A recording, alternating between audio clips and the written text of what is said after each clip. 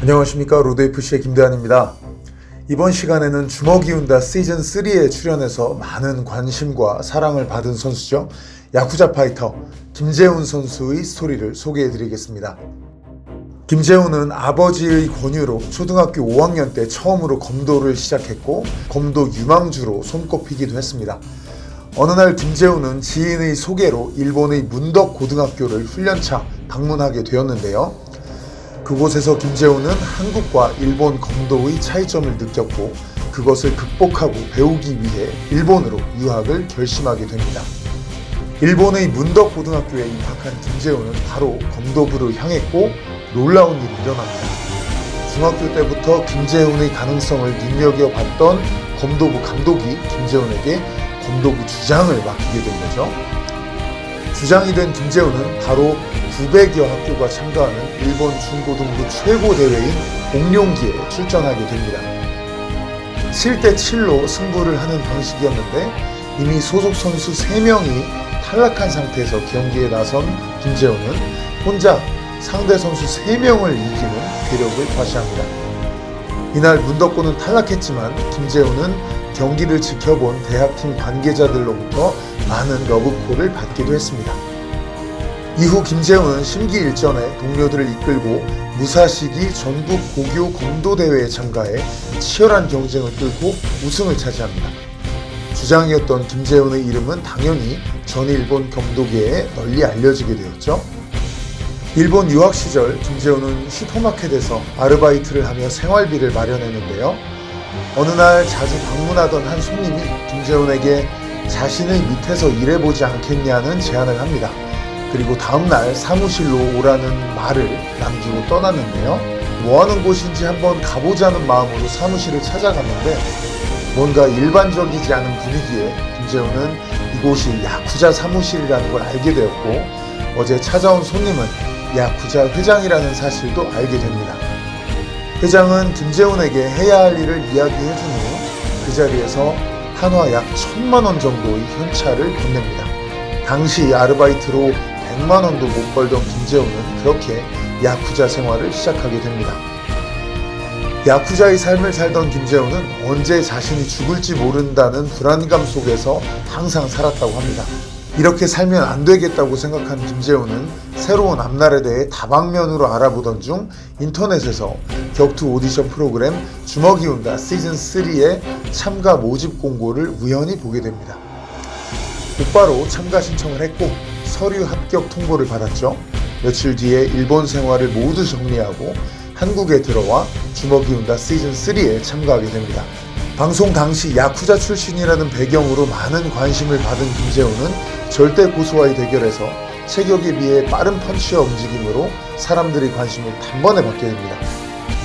비록 시즌 중간에 탈락하긴 했지만 전직 야쿠자 김재훈이라는 이름은 대한민국 격투 팬들에게 널리 알려지게 되었고 곧바로 로드FC에 스카웃됩니다. 김재훈은 로드FC 15회 대회에서 주먹이 운다 시즌3에 함께 출연했던 부산협객 박현우와 프로 데뷔전을 치르게 됩니다. 부산협객 대 전직 야쿠자 이 타이틀만으로도 난리가 났었죠. 예상보다 훨씬 엉망이었던 김재훈의 실력에 화들짝 놀랐던 정문홍 회장은 이대로는 안 된다며 그날부터 직접 김재훈에게 강도 높은 훈련을 시키기 시작합니다.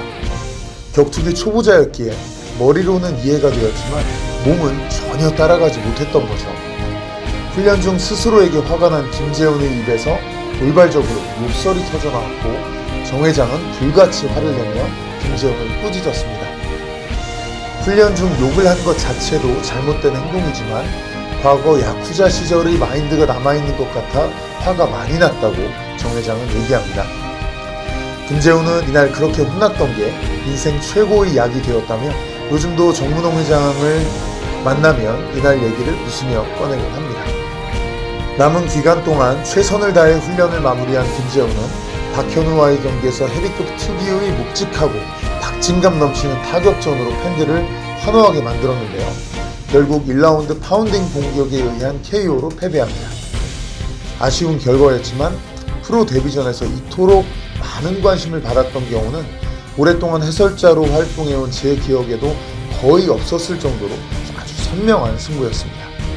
이어 아우르거러와의 경기에서도 패배했지만 외려 격투 팬들 사이에서 더욱 유명해진 김재훈은 이번에는 MBC 격투 오디션 프로그램 겁없는 녀석들에 출연했던 노래하는 파이터 허재혁과 맞서게 됩니다.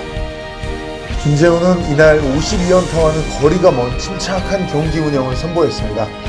경기 중반 테이크다운까지 성공시킨 후 안정적인 그라운드 컨트롤과 파운딩까지 우리 야쿠자가 달라졌어요 수준의 변화에 팬들은 경악했고 드디어 첫 승의 순간을 맛보는 게 아니냐는 기대감까지 높아졌습니다.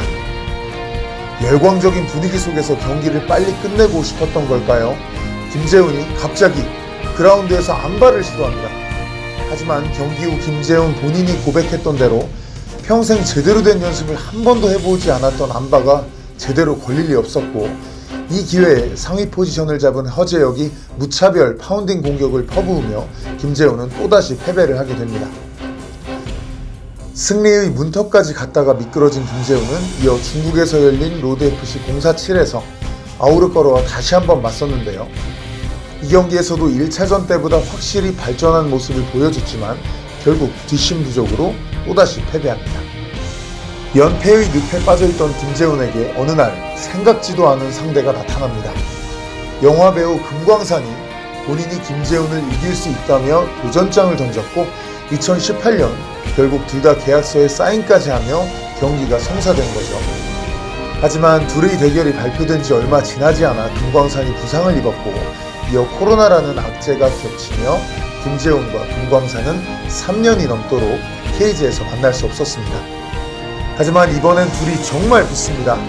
작년 12월 금광산은 본인의 허리 부상이 상당히 회복되었다며 시합을 잡아달라고 로드FC 측에 직접 요청을 했고 이를 김재훈도 흔쾌히 받아들여 결국 7월 3일 창원에서 개최되는 로드FC 058 대회에서 드디어 두 선수가 격돌하게 됩니다.